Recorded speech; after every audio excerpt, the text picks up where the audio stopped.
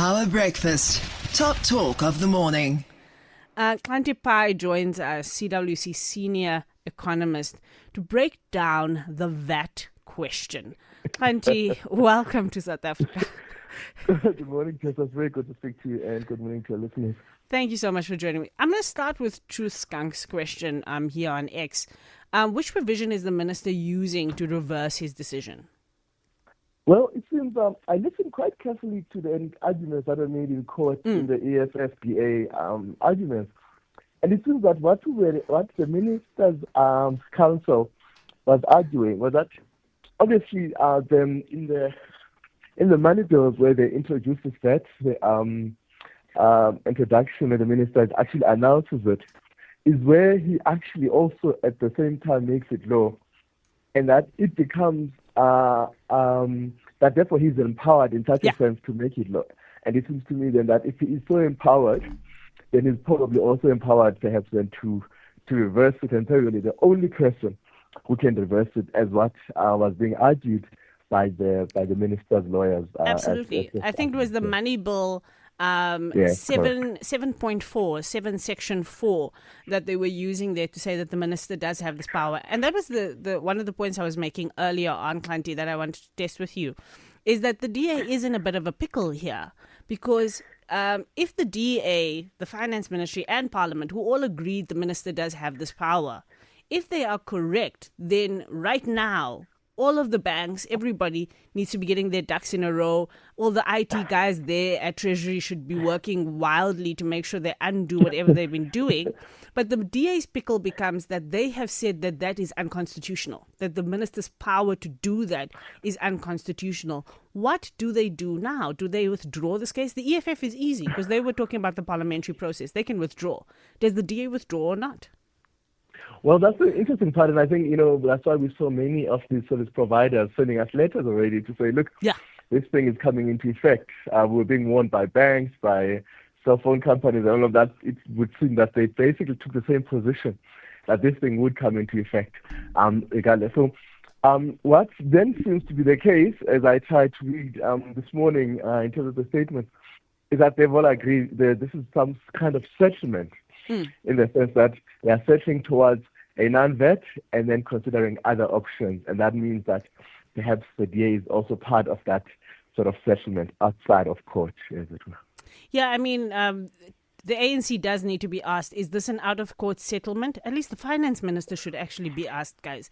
Is this an out-of-court settlement with the DA? And the ANC needs to answer, is this actually because of the agreements they've made with people who are not the DA? Because the DA is not showing up for that presser. So lots of political questions here. There's a lot of questions there that are very, you're quite right, it's very political. And it really did seem quite reasonable, but I listened to them, to the minister's lawyers. They seem to be making a very strong point in terms of the part of the minister. And so that's why I think, if anybody is going to then make a difference, it would have been the minister to withdraw that issue. But then if this is a political decision around the VAT issue, then obviously begs the bigger question, what do we do next? Yeah. And let's talk quickly about the nuts and bolts here. So like you were saying, and like BBK was decrying earlier, we've been getting all of these messages from creditors, from banks, from everybody saying this increase is going to take effect. I'm sure the retailers have gone down a path as well to adjust pricing, etc. Is there enough time to undo all of that? Is it as easy as just undoing it and saying, well, we're not changing anything, so nothing, changes? Or is there an undoing process from Treasury and other institutions that needs to happen? And what's the time frame? Sure. Look, as far as all of these other people that have been sending us messages, as well as retailers, all they're really responsible for, this is not part of their pricing. What they're doing is really responsible for passing over. So they're basically agents of SARS, in this case, in the sense that basically they add the VAT and then they pass it on. They add the VAT and they pass it on. As we call it, it's value added tax. So across that value chain, from all the way from the producers to manufacturers and all of that, and then to the retail, all of them are actually just doing a job of passing over. Every time you add value, you put that on, and you pass it on to the receiver of revenue. So that's their job. I suspect, obviously, that there is some intricacy that has to be done in terms of changing your system Yeah. to be able to capture and calculate it better and then pass it on. I know in some cases, people have been thinking about their invoices and how they invoice differently and all of that. Economists, they call it menu costs. So if they've already incurred those menu costs, or basically starting to print new menus with a 15% that they will have to suffer the menu costs if they are such costs, as economists call it. Yeah, no, so many things to consider. Is this going to look good for us in the international stage? We know that the Moody's of the world and others have views on whether we're stable, whether we're not. When we're releasing statements in midnight hours, does this cause the markets to panic?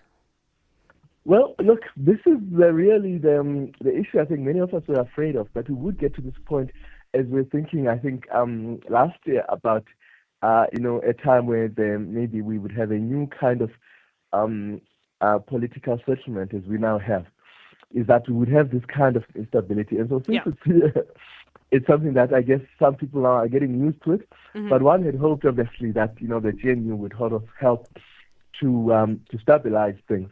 Yeah. But I think many people sort of expect that this is what this kind of government is bringing. Where the problem is really the concern around, okay, fine, it's one thing for us to disagree, but can we agree on a solution? Because it's one thing to disagree on the bad, or say, look, the VAT is not going to work. Yeah. But it's quite another to say we can close that gap. No, and quite quickly, decisions will need to be made. Exactly, because that's quite a critical part of the budget. Talking about the GNU, we have the DA spokesperson, Karabo Khakhau. She's going to join us now. Yes. Karabo, are you on the line? I am on the line, Tessa. Great. Hello. Thank you so much for coming through. First question, why is the DA not going to be part of the press conference at 10 o'clock that the ANC and others are holding, and the ANC saying this is with the parties it's been negotiating with? Have you not negotiated your way into this deal as well? We do not even know what the deal is about, Tessa. No ways. It is weird altogether. So they are having their own cozy backdoor conversations. So we will find out at 10 o'clock what it is that they are going to be announcing and what are they talking about. But the bottom line here, Tessa, is the fact that the Democratic Alliance went to court to fight, and the minister's legal team reached out to our legal team to ask for an out-of-court settlement because they realized that they were going to lose the case. And we're happy that the minister has had to was forced to have to withdraw the VAT increase altogether, because legally there was no way he was going to win that court case. So, Karabo, what were the details of that out-of-court settlement? Can you give that to us? Yeah, so that conclusion is not there. So they have made a communication that they want to. So we're waiting for a formal document for it. So we haven't settled yet. So because we're still waiting for formal papers on that. But they did make an indication and a request through to our legal team that they want an out-of-court settlement. Great, which leads me to my final question, the one that I've posed this morning about the conundrum that I suspect the DA is in right now. Because you have said, as the DA, and the Treasury and Parliament did not disagree with you, that the minister has the power to, at this point by law, change VAT by his announcement, right? And you have said, through your court case, you find that to be unconstitutional. Yes. Are you going to continue with the court case? Let's put aside for a moment out-of-court settlement, because we don't know if that's going to all go through. But do you, at this point, feel like you can withdraw this case because VAT has now been taken off the table? No. Or do you follow it through? And if you do win, does the minister's announcement now stand? So here's what's up. So you're correct. There are two parts to our application. Part A, which was for the interdict, which now is no longer necessary because the minister withdrew and asked for an out-of-court settlement. Part B of our application challenging the constitutionality of Section 7.4 of the VAT Act still continues because as a matter of principle, Tessa, the Constitution of the Republic of South Africa delegates the authority to impose taxes for revenue collection purposes to the legislative arm of state. On the national sense, that is your parliament. Provincially, it's the provincial legislatures, and locally, it would be your municipal council. Right. Section 7.4 and how it's written currently gives the power to the executive arm of state, which is the minister. Gotcha. That is inconsistent with the provisions of the Karabo, Constitution. just pointedly, because you laid out now exactly what the issue is.